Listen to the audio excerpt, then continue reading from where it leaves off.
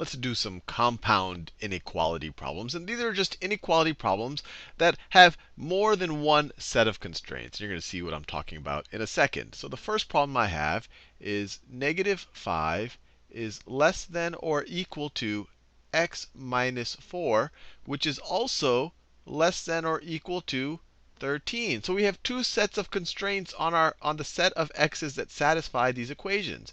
X minus 4 has to be greater than or equal to -5, and x minus 4 has to be less than or equal to 13. So we could rewrite this compound inequality as -5 has to be less than or equal to x minus 4, and x minus 4 and x minus 4 needs to be less than or equal to 13. And then we could solve each of these separately. And then we have to remember this and there to think about the solution set, because it has to be things that satisfy this equation and this equation. So let's solve each of them individually. So this one over here, we can add 4 to both sides of the equation. Let's add 4 to both sides of the equation. The left-hand side, -5 plus 4, is -1. -1 is less than or equal to x. Right? These 4's just cancel out, and you're just left with an x on this right-hand side.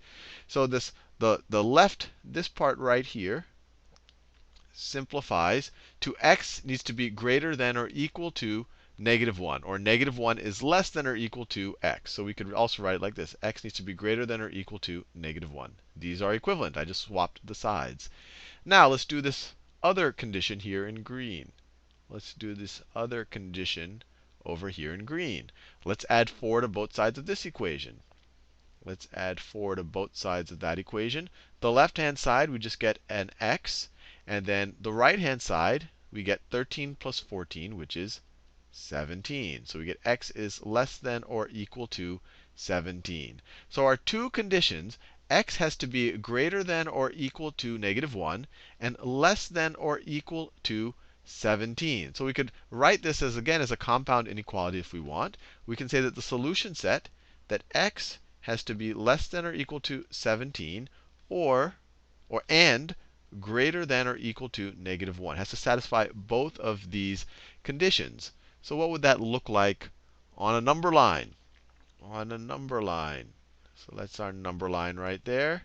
Let's say that this is 17. Maybe that's 18. You keep going down. Maybe this is 0. I'm obviously skipping a bunch of stuff in between. Then we would have a -1 right there, maybe a -2. So x is greater than or equal to -1. So we would start at -1. We're going to circle it in because we have a greater than or equal to. And then x is greater than that. It's greater than that. But it has to be less than or equal to 17. So it has to be less than or equal to 17. So it could be equal to 17 or less than 17.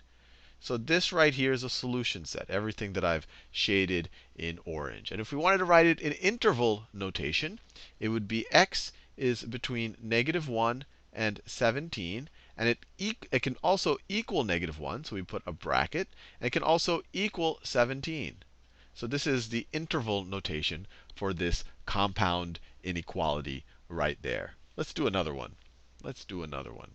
Let me get a good problem here.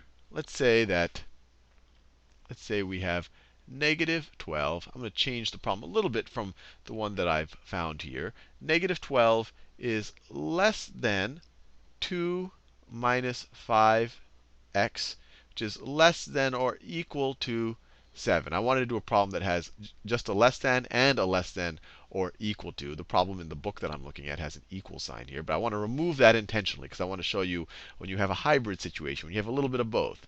So first we can divide this into, or separate this into two normal inequalities. You have this inequality right there. We know that -12 needs to be less than 2 minus 5x. That has to be satisfied. And let me do it in another color. This inequality also needs to be satisfied. 2 minus 5x has to be less than 7 and greater than 12. Less than or equal to 7 and greater than -12. So and 2 minus 5x has to be less than or equal to 7. So let's just solve this the way we solve everything.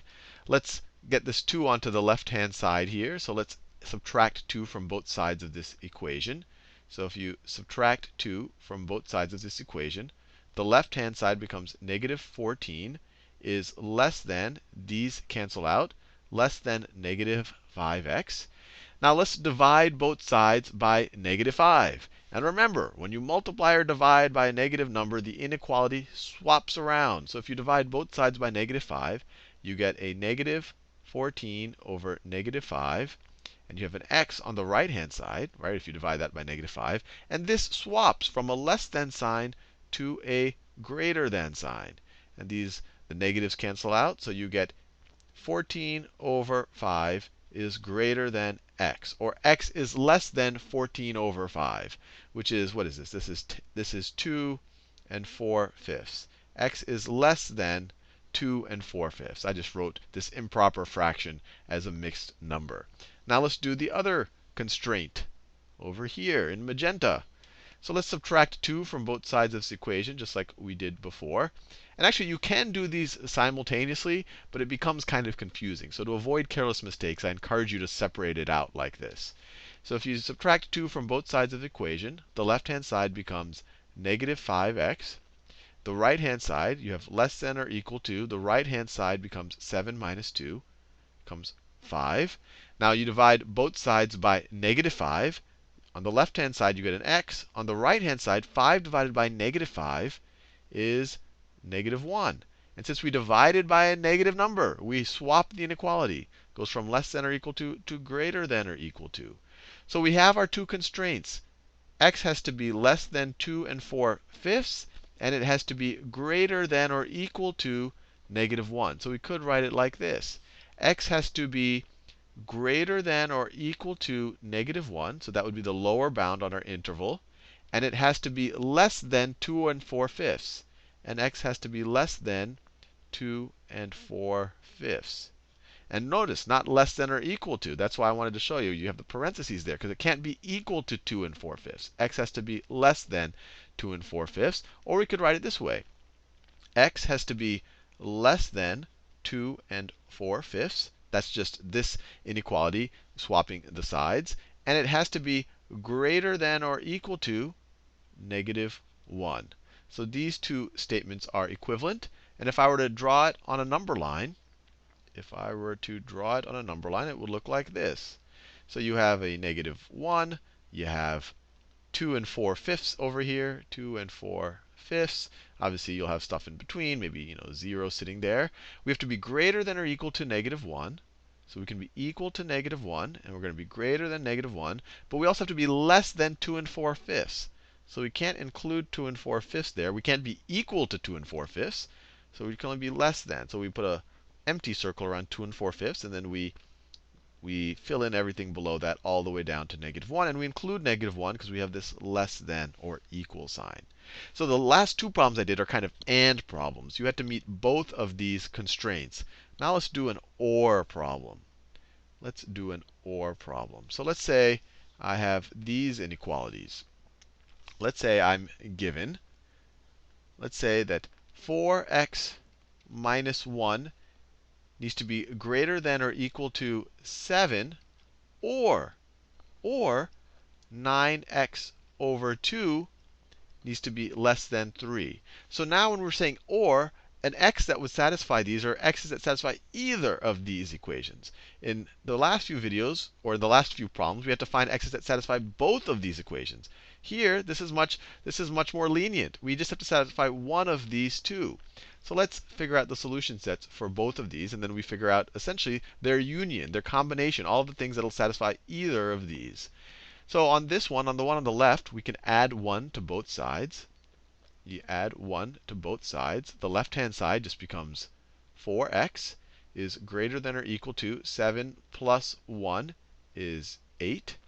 Divide both sides by 4. You get x is greater than or equal to 2. Or let's do this one. Let's see, if we multiply both sides of this equation by 2/9, what do we get? If we multiply both sides by 2/9, it's a positive number, so we don't have to do anything to the inequality. These cancel out, and you get x. X is less than 3 times 2 over 9. 3 over 9 is the same thing as 1 over 3. So x needs to be less than 2/3. So or x is less than 2/3. So that's our solution set. X needs to be greater than or equal to 2 or less than 2/3.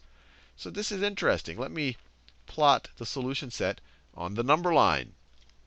Let me plot it on the number line. So that is our number line. Maybe this is 0, this is 1, this is 2, 3, maybe that is -1. So x can be greater than or equal to 2. So we could start, let me do it in another color. We can start at 2 here and be greater than or equal to 2. So include everything greater than or equal to 2. That's that condition right there. Or x could be less than 2/3. Or x could be less than 2/3. So 2/3 is going to be right around here, right? That is 2/3. X could be less than 2/3. And this is interesting because if we pick one of these numbers, it's going to satisfy this inequality. If we pick one of these numbers, it's going to satisfy that inequality. If we had an and here, there would have been no numbers that satisfy it, because you can't be both greater than 2 and less than 2/3. So the only way that there's any solution set here is because it's or. You can satisfy one of the two inequalities. Anyway, hopefully you found that fun.